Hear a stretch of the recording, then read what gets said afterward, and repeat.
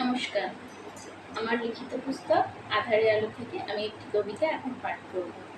কবিতার নাম আমার দেশ। আমার দেশ ভারতবর্ষ, সকলে থেকো না হয়ে বিমর্ষ। চারিদিকে করোনার করাল হাতছানি, মৃত্যু মিছিল অব্যাহত, তাও জানি। তবু স্মরণে মননে থাকুক মনীষীদের বাণী, আমার দেশে অতীত গৌরবের কাহিনী। সুভাষচন্দ্রের আজাদ হিন্দ বাহিনী, গান্ধীজির মহান আদর্শবাদ, বুঝিয়ে দুঃখ মিটাই মনের সকল সাধ।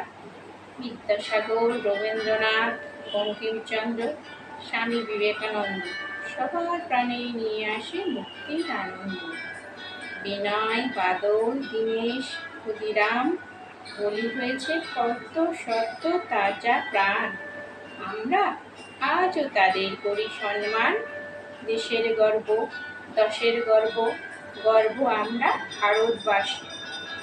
বিবিধের মাঝে তবু মিলিত হই সকল স্বদেশী, নানা জাতি একত্রে বাস করি হয়ে বিভেদ মুক্ত। একতায় সকলে প্রাণের সাথে যুক্ত।